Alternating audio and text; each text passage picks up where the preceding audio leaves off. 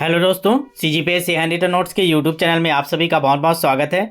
चलिएगा, हम लोग जो छत्तीसगढ़ सहायक शिक्षक और शिक्षक बैच के अंतर्गत जो लुसेंट का आपका बाल विकास का बुक आता है, उसके अंतर्गत हम लोग जो टीचर भर्ती और सहायक शिक्षक दोनों के लिए जो आपके सिलेबस के अनुसार है, उसके जितने भी इंपॉर्टेंट क्वेश्चन उसको कवर कर रहे थे टॉपिक वाइज, जो आपके सिलेबस के अनुसार हो ना। वो बुक तो क्या है, आपका सीटेट का है, तो हम लोग उसमें का जो आपके सिलेबस के अनुसार जो क्वेश्चन बन सकते हैं उन क्वेश्चनों को आपको करा रहे हैं बुक से ही। ठीक है, चलेगा, उस सीरीज को आगे बढ़ाते हैं। अभी हम लोग का टॉपिक है बच्चों की सोच और जीन पियाजे वाइगोत्स्की के विचार। ये पार्ट नंबर 2 है उसका। एक पहला पार्ट आपका कल की क्लास में हुआ था, लुसेंट बाल विकास 3rd नंबर, इससे पहले वाले क्लास में हुआ था, कल तो नहीं हो पाया था। ठीक है, चलेगा, स्टार्ट करेंगे। 47 नंबर क्वेश्चन से करेंगे इसका। नीचे लाइव चैट का ऑप्शन उसको ऑन कर लीजिए, नीचे लाइव चैट में ही आपको आंसर देना रहेगा। और जितने लोग भी नए होंगे चैनल को सब्सक्राइब कर लीजिएगा, ताकि जो भी क्लास आप लोग के अपलोड हो रही है उसका आपका लोग का नोटिफिकेशन आपको समय पे मिल जाए, आपका क्लास मिस ना हो। ठीक है, चलेगा, स्टार्ट करते हैं फिर। क्वेश्चन नंबर 47 देखते हैं। कोहल वर्ग के अनुसार शिक्षक बच्चों में नैतिक मूल्यों का विकास कर सकता है, किसके अंतर्गत बताइएगा। नैतिक मूल्यों पर आधारित चर्चाओं में उन्हें शामिल करके, कैसे व्यवहार किया जाना चाहिए इस पर कठोर निर्देश देकर, धार्मिक शिक्षा को महत्व देकर, व्यवहार में स्पष्ट नियम बताकर। तो बताना इन चारों ऑप्शन में से किस ऑप्शन के द्वारा कोहल वर्ग के अनुसार शिक्षक क्या बच्चों में नैतिक मूल्य का विकास कर सकता है। ठीक है, चलिए बताइएगा, जल्दी से आंसर कीजिए, नीचे लाइव चैट में आंसर करेंगे सभी लोग। तो इसका सही आंसर क्या हो जाएगा? इसका सही आंसर है ऑप्शन नंबर ए, नैतिक मुद्दों पर आधारित चर्चाओं में बच्चों को अगर शामिल करके हम लोग क्या कर सकते हैं, उनमें नैतिक विकास का जो नैतिक मूल्य है उसका विकास कर सकते हैं ना। चलिए नेक्स्ट क्वेश्चन देखते हैं, क्वेश्चन नंबर 48। बाकी लोग को जल्दी जोड़िए, समय के से जुड़ जाया करें, 9 बजे मतलब 9 बजे आपकी क्लास होती है। क्वेश्चन नंबर 48 है, ध्यान से देखते हैं। कोहल वर्ग के अनुसार किस अवस्था में नैतिकता बाएं कारकों द्वारा आधारित होती है, बताइएगा। कोहल वर्ग के अनुसार किस अवस्था में नैतिकता बाह्य कारकों द्वारा निर्धारित होती है? पूर्व पारंपरिक अवस्था, पारंपरिक अवस्था, पश्चात पारंपरिक अवस्था, उपरोक्त में से कोई नहीं। तो 4 ऑप्शन आपके सामने हैं, जल्दी से बता दीजिएगा इनमें क्या आंसर सही है। जल्दी से आंसर कीजिए, चलेगा। इसका सही आंसर ऑप्शन नंबर ए, पूर्व पारंपरिक अवस्था। याद रखिएगा, कोहल वर्ग के अनुसार पूर्व पारंपरिक अवस्था में नैतिकता बाह्य कारकों द्वारा निर्धारित होती है। ठीक है, चलिए नेक्स्ट क्वेश्चन देखेंगे, क्वेश्चन नंबर 49। जिन लोग अभी तक बैच ज्वाइन नहीं किए, ध्यान दीजिएगा, अभी भी समय है आपके पास, बैच जरूर ज्वाइन कीजिए, ताकि आपका चैप्टर वाइज आपको डेली एक रणनीतिक तक तैयारी हो पाए, टारगेट मिल पाए, रैंक रिजल्ट टॉपर लिस्ट देख के आप अपने तैयारी को समय रहते सुधार कर पाए। ठीक है, चलिएगा। तो क्वेश्चन 49 देखते हैं।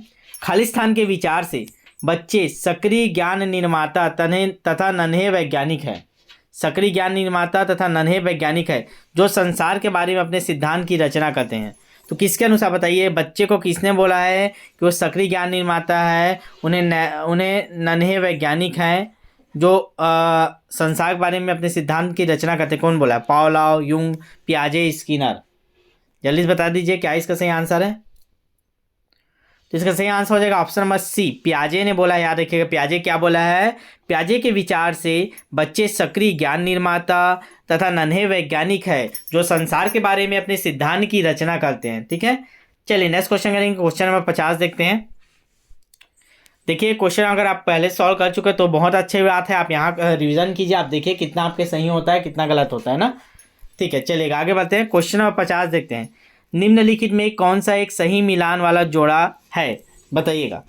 औपचारिक संक्रियात्मक, इसके अंतर्गत बच्चा अनुकरण प्रारंभ करता है, कल्पना परक खेल खेलता है। सहसावस्था सहसावस्था में क्या होता है? तर्क का अनुप्रयोग और अनुमान लगाने में सक्षम। यहाँ डेस लगाना भूल गए, यहाँ पे डेस लगा लीजिएगा। औपचारिक अवस्था सहसावस्था के बारे में बोल रहे हैं ना। इतना एक पार्ट है, इतना एक पार्ट है, आपको सही जोड़ी बनाना है, कौन सा सही ये बताना है। पूर्व संक्रियात्मक अवस्था में बच्चा निगमनात्मक विचार करता है, या मूर्त संक्रियात्मक अवस्था में बच्चा संधारण व वर्गीकरण करने योग्य रहता है, बताइएगा। इसमें एक ही ऑप्शन सही है, आपको उसी एक ऑप्शन को बताना है ना। ध्यान से देखिए, उसका आंसर दीजिए। तो इसका सही आंसर क्या हो जाएगा?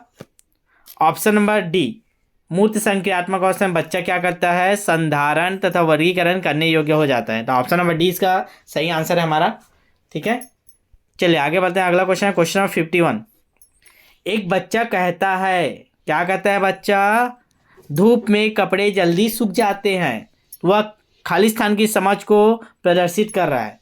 अहम केंद्रित चिंतन, कार्य कारण, विपर्यन चिंतन, प्रतीकात्मक चिंतन। तो जल्दी से आंसर दीजिए। 51 का क्या होगा? बिल्कुल सही जवाब 51 का क्या हो जाएगा? ऑप्शन नंबर बी, कार्यकरण सिद्धांत। ठीक है, चलेगा। नेक्स्ट क्वेश्चन देखते हैं। Question number 52। पियाजे के अनुसार बच्चों का चिंतन वयस्क से खालिस्तान में भिन्न होता है बजाय खालिस्तान के। तो किसमें भिन्न होता है बजाय इसके, ये बताना है आपको। सही आंसर क्या हो जाएगा? जल्दी से आप लोग कमेंट करेंगे। 4 ऑप्शन आपके सामने है। आकार, मूर्तपरकता, दूसरा प्रकार और मात्रा। आकार, किस्म, मात्रा, प्रकार, इसमें डाल के देखिए।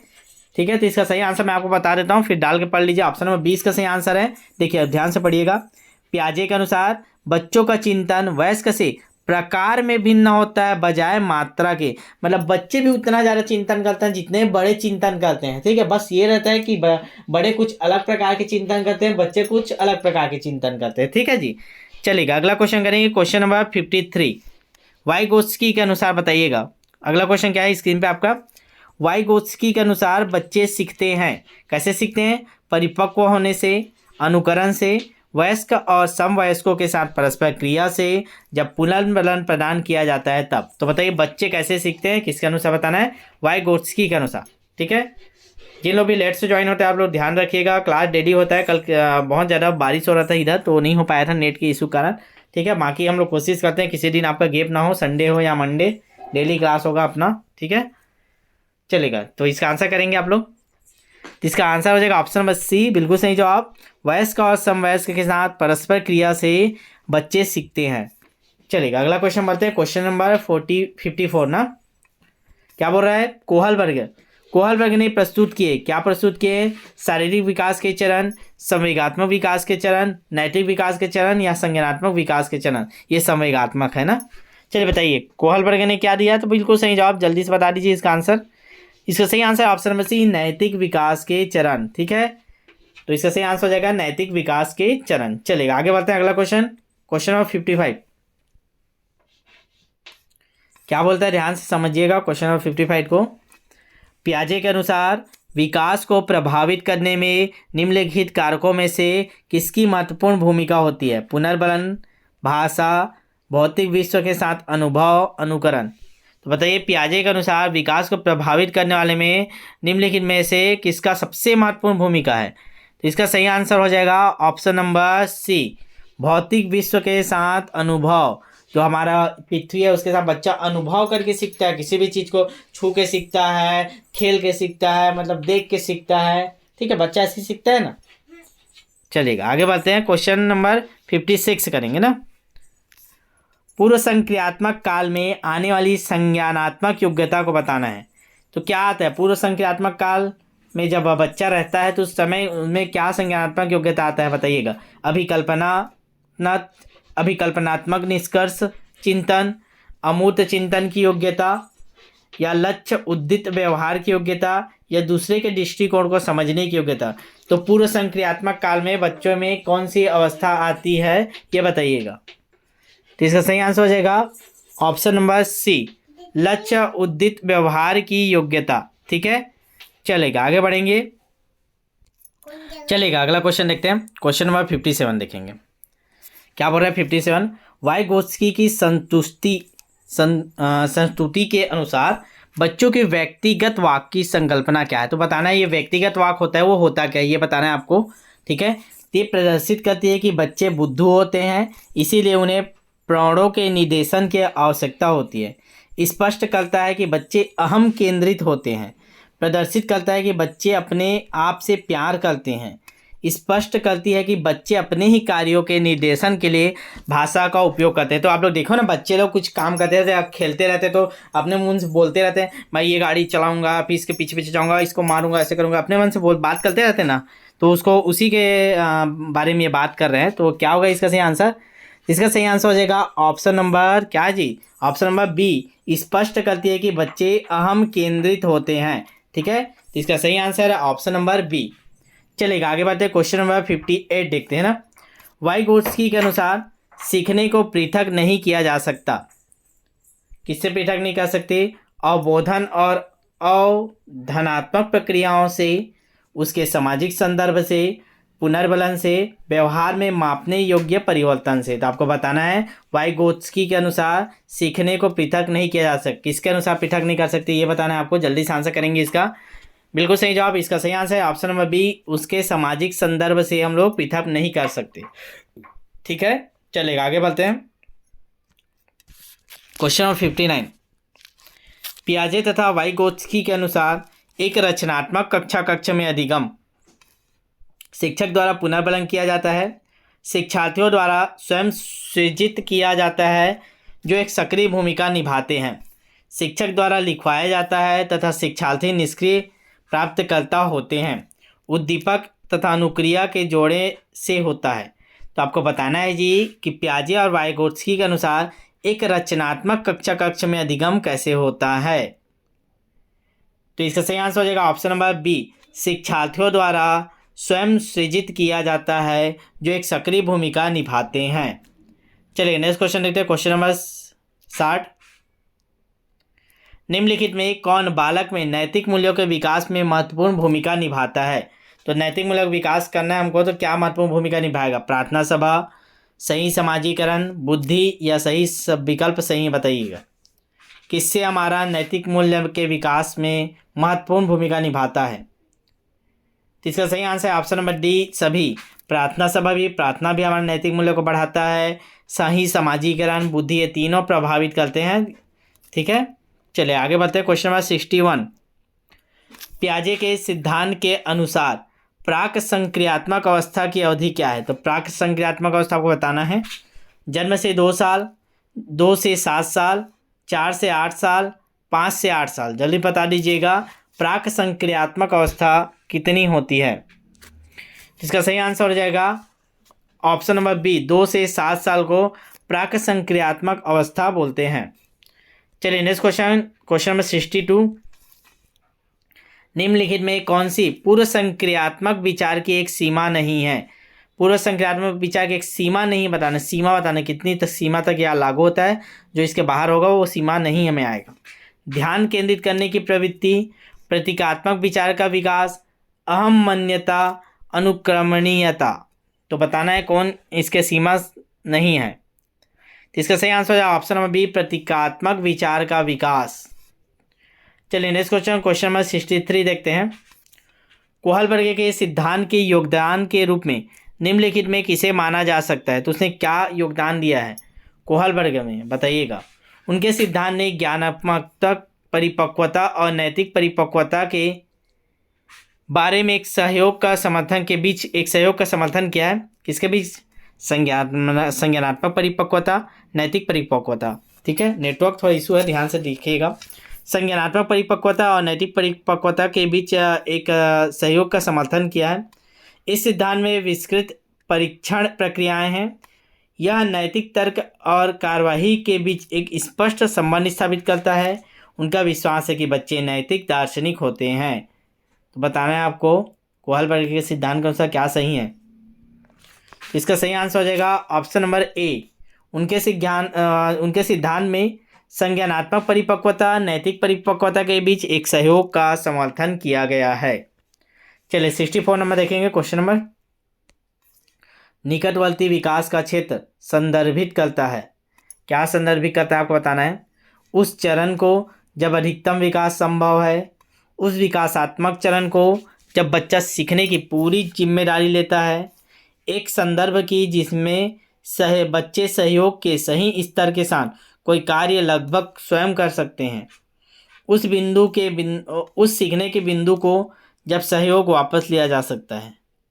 तो निकटवर्ती विकास का क्षेत्र क्या बताता है आपको ये बताना है।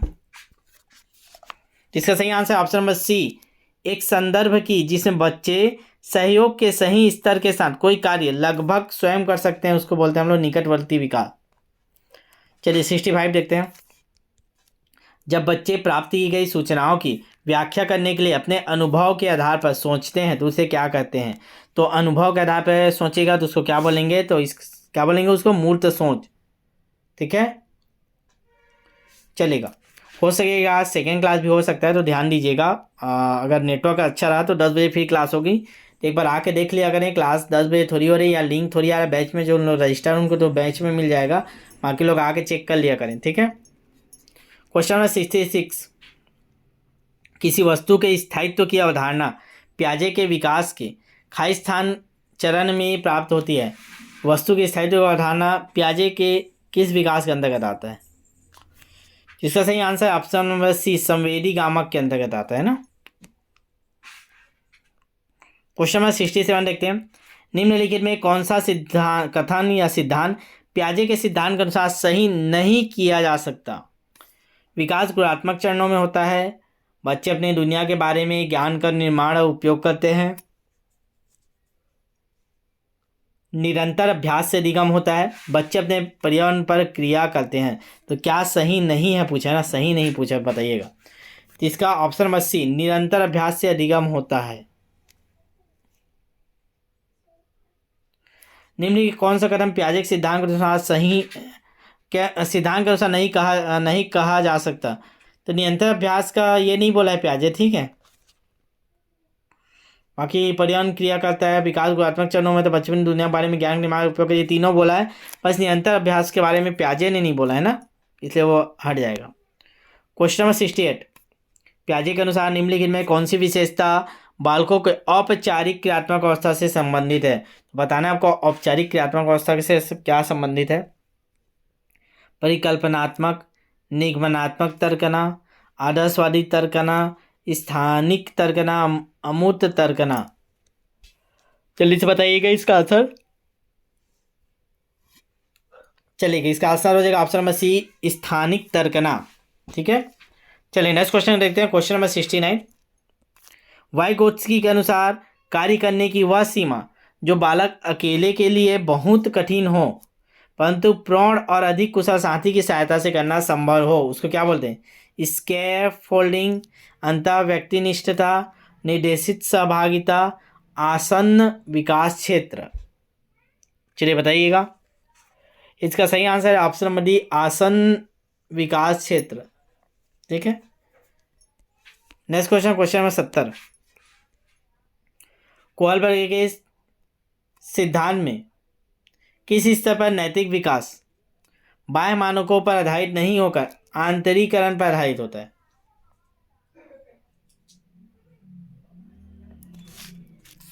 चलिए बताइएगा। पूर्व प्रचलन स्तर, प्रचलन स्तर, पक्ष प्रचलन स्तर, आपसी अंतर्वैयक्तिक स्तर। इसका सही आंसर ऑप्शन नंबर सी, पश्च प्रचलन स्तर, ठीक है। देख लीजिए क्वेश्चन। चलिए क्वेश्चन बड़ा है, क्वेश्चन नंबर 71 करते हैं ना। चलिएगा अगला क्वेश्चन देखते हैं। क्वेश्चन नंबर 71 क्या बोल रहा है? जीन पियाजे के अनुसार बच्चे, तो बताना है जीन पियाजे के अनुसार, ध्यान से पढ़िएगा चारों ऑप्शन। पहला ऑप्शन क्या बोलता है? ज्ञान को सक्रिय रूप से संचारित करते हैं जैसे जैसे वे दुनिया के व्यवहार कौशल का प्रयोग करते हैं तथा अन्वेषण करते हैं। दूसरा ऑप्शन बोलता है प्रेक्षणात्मक अधिगम की प्रक्रिया का अनुसरण करते हुए दूसरों का अवलोकन करके सीखते हैं। तीसरा ऑप्शन बोलता है बच्चे को उद्दीपन अनुक्रिया संबंधों के सावधानीपूर्वक नियंत्रण के द्वारा एक विशेष तरीके से व्यवहार करने के लिए अनुबंधित किया जा सकता है। चौथा ऑप्शन बोलता है बच्चों को पुरस्कार एवं दंड के सिद्धांत का प्रयोग करते हुए विशिष्ट तरीके से व्यवहार करना एवं सीखना सिखाया जा सकता है। तो पियाजे के अनुसार, जीन पियाजे के अनुसार कौन सा सही है आपको बताना है, जल्दी से बताइए नीचे लाइव चैट में। बिल्कुल सही जवाब ऑप्शन नंबर ए इसका सही आंसर है। ज्ञान को सक्रिय रूप से संचारित करते हैं जैसे जैसे वे दुनिया में व्यवहार कौशल का प्रयोग करते हैं तथा अन्वेषण करते हैं, वैसे ही ज्ञान को संचालित करते हैं सक्रिय रूप से। ये बोला है बच्चों के बारे में जीन पियाजे ने, ठीक है। चलिए नेक्स्ट क्वेश्चन, क्वेश्चन नंबर 72। जिन लोग भी नए होंगे चैनल को सब्सक्राइब कर लीजिएगा। अभी 10 बजे भी क्लास हो सकती है, तो एक बार देख लीजिएगा। अगर मौसम सही रहा तो सेकेंड क्लास भी होगा आज, ठीक है।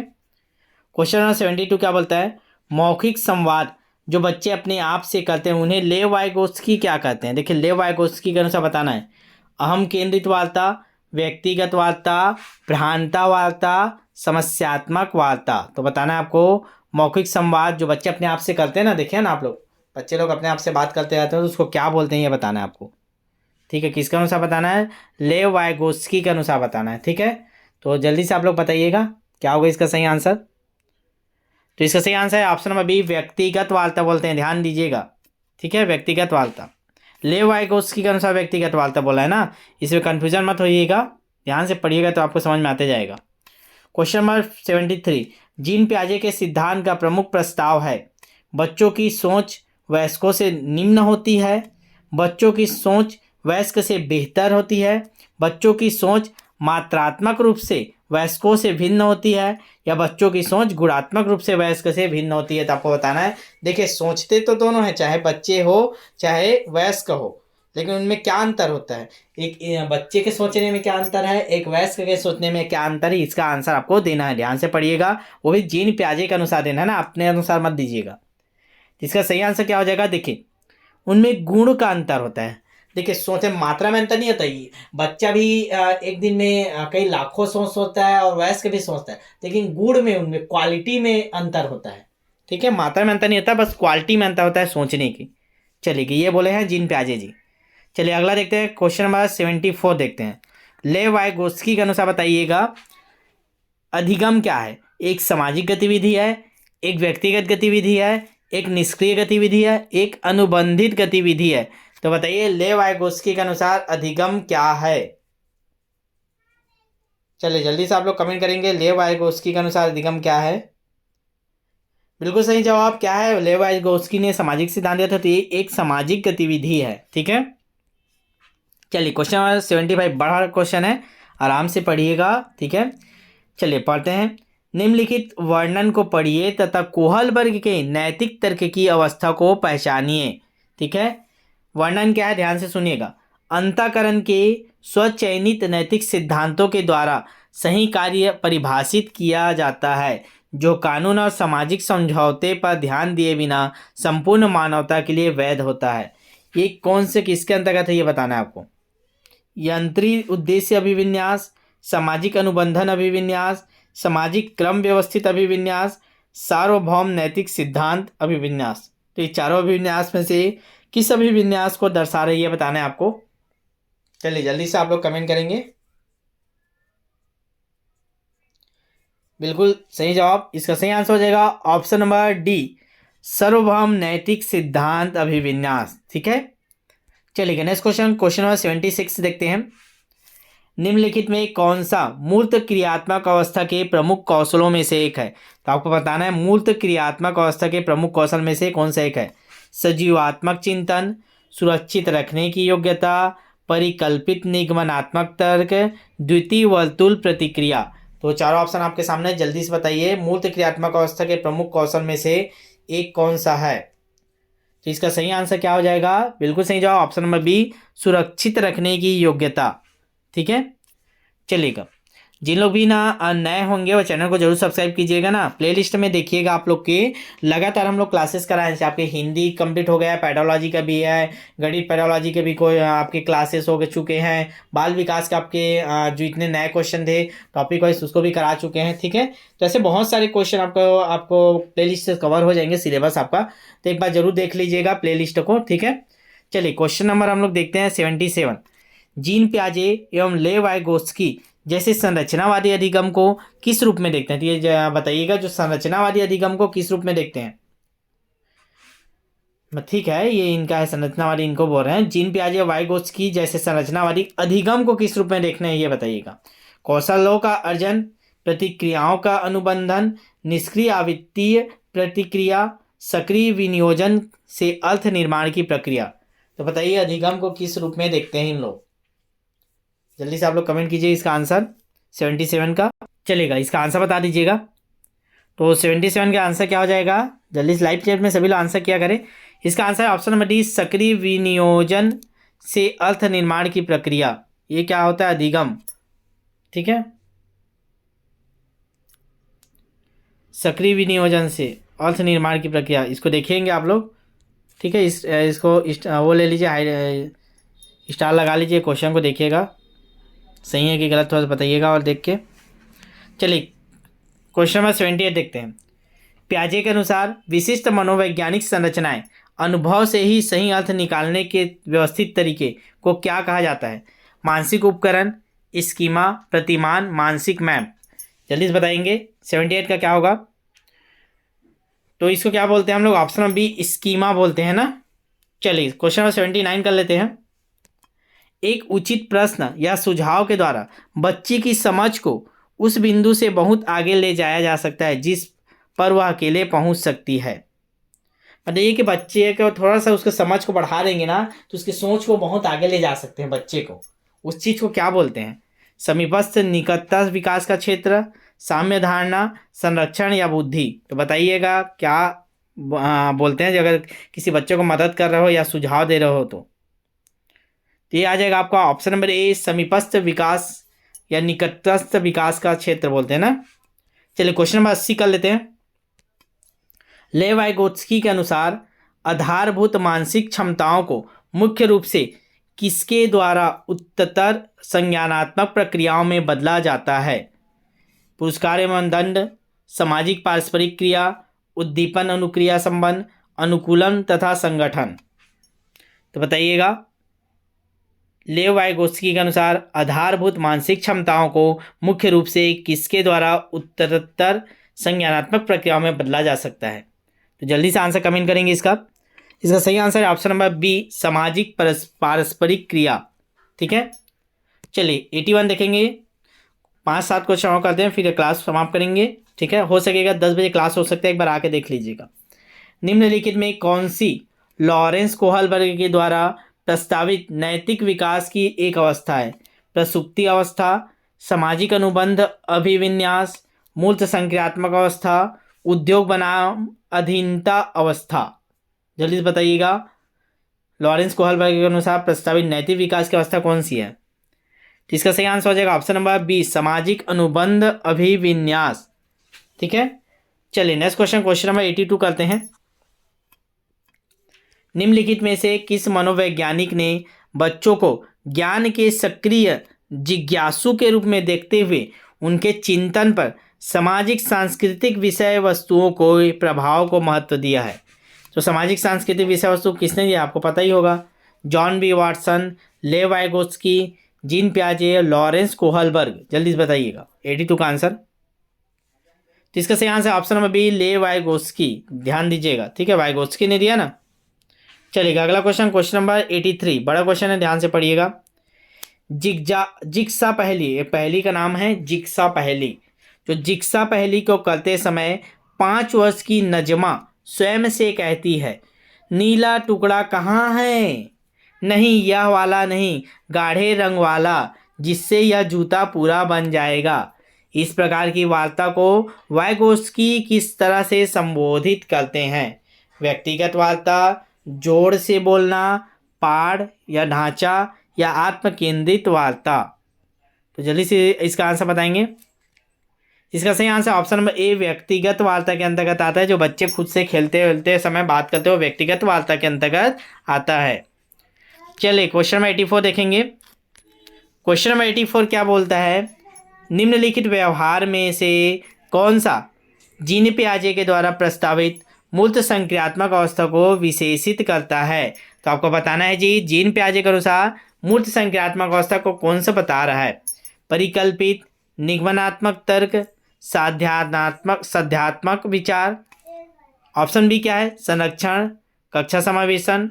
ऑप्शन सी है अस्थित अनुकरण, पदार्थ स्थायित्व। ऑप्शन डी क्या है? प्रतीकात्मक खेल, विचारों की अनुक्रमणीयता। 4 ऑप्शन हमारे सामने हैं, जल्दी से बता दीजिएगा। मूर्त संक्रियात्मक अवस्था को जो विशेषता कौन से इसमें उसके अंतर्गत आती है? तो इसका सही आंसर हो जाएगा ऑप्शन नंबर बी संरक्षण, कक्षा समावेशन। चलिए 85 देखेंगे। क्वेश्चन नंबर 85 क्या बोलता है? नूर विद्यालय में अपना लंच बॉक्स लाना भूल गई। ठीक है, ध्यान से पढ़िएगा, समझिएगा। नूर है वो विद्यालय में अपना लंच बॉक्स लाना भूल गई तथा यह कहते हुए तानिया से उसका लंच साझा करने के लिए कहा। क्या बोलती है? तुम्हें आज अपना लंच मेरे साथ साझा करना चाहिए क्योंकि कल मैंने तुम्हारे साथ अपना लंच साझा किया था। तो लॉरेंस कोहलबर्ग के नैतिक विकास के सिद्धांत के अनुसार नूर का यह कथन किस अभिविन्यास प्रारूप को दर्शाता है? कानून एवं व्यवस्था, पश्च परंपरागत, आज्ञा पालन पूर्व परंपरागत, अच्छा होना परंपरागत, आदान प्रदान परंपरागत।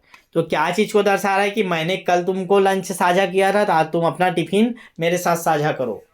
तो इसका सही आंसर क्या हो जाएगा जी? जल्दी से कमेंट बताइए। ये क्वेश्चन आया हुआ है, आपका टेस्ट में डाले थे इसको।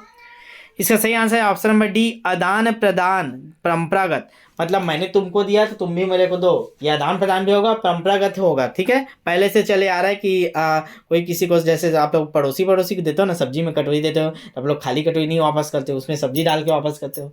ठीक है ना, तो ये उसी के अंतर्गत आ जाता है, आदान प्रदान और परंपरागत के अंतर्गत। परंपरागत चलते आ रहा है ना। चलेगा, क्वेश्चन नंबर 86 कर लेते हैं। वाइगोत्स्की के अनुसार जब एक वयस्क बच्चे के निष्पादन की वर्तमान स्तर को सहयोग द्वारा विस्तारित करता है तो उसे क्या कहते हैं? ध्यान से सुन समझिएगा, क्वेश्चन बढ़िया क्वेश्चन है, बार बार रिपीटेड होता है ये क्वेश्चन। वाइगोत्स्की के अनुसार जब एक वयस्क बच्चे के निष्पादन की वर्तमान स्तर को सहयोग द्वारा विस्तारित कर देता है, मतलब ये बच्चा अगर काम कर रहा है तो लगभग 50% कर पा रहा है, थोड़ा सा सहयोग कर दोगे तो उसको 80% कर देगा। तो इसको क्या बोलते हैं? खोजपूर्ण अधिगम, समीपस्थ विकास का क्षेत्र, या पाड़ या ढांचा, या अंतः व्यक्ति निष्ठता। तो बताइएगा 86 क्या आंसर होगा? देखिए वाइगोत्स्की के अनुसार बोला है तो वाइगोत्स्की इसी को क्या बोलता है? पाड़ या ढांचा बोल देता है ना। इसको देखिएगा, कंफ्यूजन मत होइएगा, इसको थ्योरी आप जब पढ़ेंगे ना तो इसको समझ में आएगा। जिनके बाद लुसेन बाल विकास का बुक होगा ना, उससे पढ़िएगा इसको एक बार थ्योरी को आप लोग। ठीक है, चलिए 87 देखते हैं। क्वेश्चन नंबर 87 देखते हैं। जीन पियाजे के संज्ञानात्मक विकास के सिद्धांत के अनुसार परिकल्पित निगमनात्मक तर्क किस अवधि में विकसित होता है? तो आपको बताना है जीन पियाजे के अनुसार जो संज्ञानात्मक विकास के सिद्धांत है उनका, उसे परिकल्पित निगमनात्मक तर्क किस अवस्था में विकसित होता है? संवेदी चालक अवस्था, पूर्व संक्रियात्मक अवस्था, मूर्त संक्रियात्मक अवस्था, अमूर्त संक्रियात्मक अवस्था। चलिए बता दीजिएगा जीन पियाजे के अनुसार किस अवस्था के अंतर्गत आएगा? इसका सही आंसर हो जाएगा ऑप्शन नंबर डी, अमूर्त संक्रियात्मक अवस्था। ठीक है, किसी भी क्वेश्चन में डाउट रहेगा ना तो आज आप लोग एक व्हाट्सएप में ग्रुप भी बना रहे हैं। देखिए आप लोग का कोशिश करते हैं हम लोग जितना भी डाउट हो आपको सारे क्लियर करते हैं। जितने लोग भी स्क्रीनशॉट लेके भेजते हैं या किसी क्वेश्चन पे डाउट है रहा है उनको, या कोई और वो पढ़ रहे हैं उसमें डाउट निकलता है तो, लेकिन क्या है 150-200 इसमें से आए रहते हैं डेली के। ठीक है, तो सभी को तुरंत संभव नहीं हो पाता जी। ठीक है, इतने सारे बैच है, 4-5 बैच चल रहे हैं अलग अलग सबके सब सब्जेक्ट के। ठीक है, तो एक हम लोग ने ये सोचा है कि हम लोग एक व्हाट्सएप ग्रुप बनाया जा रहा है आप लोग के लिए। ठीक है, जितने लोग भी हमारे बैच में हैं, बैच वालों के लिए ना, बाकी लोग के लिए नहीं, तो बैच वालों के लिए एक ग्रुप बनाया जा रहा है। ठीक है, आज आपको लिंक देंगे, उसमें ऐड हो जाइएगा। ठीक है, उसमें क्या करेंगे, आपको जो भी क्वेश्चन डाउट रहेंगे आप लोग डाल दीजिएगा और मेरा इंतजार नहीं करना है। अगर आपको किसी भी डाउट का आंसर आपको पता है या उसके संबंधित कोई फैक्ट है तो आप ग्रुप में डाल दीजिएगा। मतलब एक दूसरे का आप लोग सहयोग कीजिएगा, बाकी जो नहीं होगा उसको हम लोग भी बताएंगे। ठीक है, तो इसमें क्या हो जाएगा, आप लोग जितने डाउट रहेगा ना उसमें आप लोग का जल्दी तुरंत सोल्यूशन हो जाएगा और निष्कर्ष निकल जाएगा, एक दूसरे के सहयोग से जल्दी आसान हो जाएगा। ठीक है, तो आज ग्रुप का लिंक डलवा देता हूँ मैं, उसका ज्वाइन हो जाएगा सभी। ठीक है, और इधर उधर लिंक को मत शेयर कीजिएगा ना, बाहरी बच्चे नहीं आना चाहिए उसमें। ठीक है, चलेगा। खालिस्तान के अनुसार बच्चों के चिंतन के बारे में सामाजिक प्रक्रियाओं तथा सांस्कृतिक संदर्भ के प्रभाव को समझना आवश्यक है। लॉरेंस कोहलबर्ग, जीन पियाजे, ले वाइगोत्स्की, अल्बर्ट बंडूरा। ठीक है, जल्दी बताइए किसके अनुसार? तो इसका सही आंसर क्या हो जाएगा जी? इसका सही आंसर ऑप्शन नंबर सी, ले वाइगोत्स्की। तो इसको पढ़िए ध्यान से। ले वाइगोत्स्की के अनुसार बच्चों के चिंतन के बारे में सामाजिक प्रक्रियाओं तथा सांस्कृतिक संदर्भ के प्रभाव को समझना आवश्यक है। ठीक है, तो आज बस यहीं रखते हैं, 88 क्वेश्चन तक ही करेंगे। हो सकता है अभी एक बार आके चेक कर लीजिएगा, 10 बजे क्लास होना रहेगा, 5 से पहले आपके बैच में लिंक डल जाएगा, या फिर आपका खुद से आके देख लीजिएगा क्लास थोड़ी चल रहा है करके। कोशिश करते हैं अभी नेटवर्क अगर सही रहे, अभी बढ़िया हुआ है, अच्छा सा नेटवर्क रहेगा तो आपका 10 बजे भी क्लास होगा। ठीक है, कोशिश करते हैं, देखते हैं साइंस का होगा, साइंस का कुछ दिन बाद सामाजिक विज्ञान वाला भी टॉपिक चालू करेंगे, टेंशन मत लीजिए, सभी सब्जेक्ट होंगे। ठीक है, जिन लोग भी अभी तक ज्वाइन नहीं किया जरूर ज्वाइन कर लीजिएगा, अभी भी समय है, मैं बार बार बोलता हूँ, लेट मत नहीं हुए आप, बिल्कुल भी लेट मत कीजिए। हमारा बैच ऐसा है कि आज से ज्वाइन होते हो, जब तक आपका पेपर नहीं होगा तब तक आपको पूरी सपोर्ट के साथ, पूरे रणनीति के साथ बेस्ट तैयारी कराया जाता है। फीस का कोई इशू नहीं है। ठीक है, आप थोड़ा थोड़ा जमा करते जाइएगा। ठीक है, लेकिन इसका मिस यूज़ नहीं करना है ना। एक बच्चे का आज ही शिकायत है, वो बच्चा बोला था मैं कुछ दिन बाद कर दूंगा करके, ठीक है। 50 रुपये वो जमा किया था। मैं बोला कोई बात नहीं, हमको फीस से मतलब आप तैयारी कीजिएगा, हफ्ते हफ्ते में आप जमा कर दीजिएगा बोल के। एक हफ्ता हुआ, उनको बोले आज कुछ फीस जमा कर दीजिए। वो बोले ठीक है ना सर, करता हूँ सर, एक साथ कर दूंगा कुछ दिन बाद, 25 तारीख तक कर दूंगा बोलो। 25 तारीख तक डेट लिया था। आज फिर उनको मैसेज किए कि बहुत दिन हो गया, थोड़ा बहुत जमा कर देते। बोलते हैं सर अब मेरे को बैच से निकाल दीजिए, मेरे को नहीं करना है अभी, मेरे पास फीस का दिक्कत हो रहा है।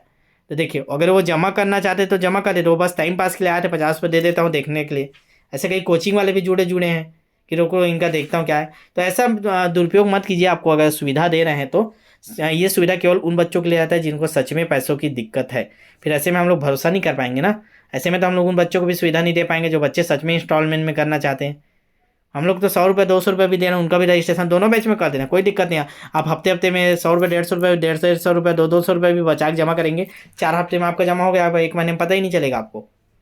तो देख लीजिएगा, ऐसा मिसयूज़ मत कीजिएगा। खैर उनको नोटिस जाएगा, ऐसा झूठ बोल के क्यों लिए थे, क्योंकि ऐसा कोई जेन्युइन समस्या नहीं है। आदमी डी एड का उतना लाखों रुपये खर्चा किया है, तो 1 महीने में कोई आदमी 100 रुपये भी नहीं बचा पाएगा क्या? आप लोग एक दिन भी नाश्ता नहीं करोगे तो आपका पैसा बच जाएगा। मोबाइल में रिचार्ज कराते हो 300 रुपये का, 299 रुपये के 1 महीने का रिचार्ज करा रहे हो, 10 रुपये एक दिन का आपका मोबाइल का पड़ता है। जब मोबाइल में आप रिचार्ज करके व्हाट्सअप चला सकते हो तो अपने पढ़ने के लिए 200-400 रुपये में हम पूरा हफ्ते में 50 रुपये 100 रुपये, 5 रुपये भी एक दिन का टारगेट का बचाओगे तो भी बच जाता है। तो ऐसा कोई दिक्कत नहीं रहता। फीस को आप लोग दिक्कत बना देते हो। ठीक है, चलिए देख लीजिएगा, जिनको भी रजिस्ट्रेशन कराना है करा लीजिएगा। आप जितना भी दे के करा सकते हैं, बाकी थोड़ा थोड़ा करके आप हफ्ते हफ्ते में जमा कर सकते हो। हर प्रकार की सुविधा रहता है, तो बात जरूर कर लीजिएगा। जिन लोग नहीं कराएं अपने दोस्तों को भी शेयर कर दीजिएगा। ठीक है, ज़्यादा से ज़्यादा अपने दोस्तों को जोड़िए ताकि और बेस्ट बेस्ट हम लोग आपको तैयारी करा पाएँ। चलिए मिलते हैं नेक्स्ट वीडियो में, तब तक के लिए ऑल द बेस्ट। देख लीजिएगा 10 बजे क्लास होना रहेगा तो आके।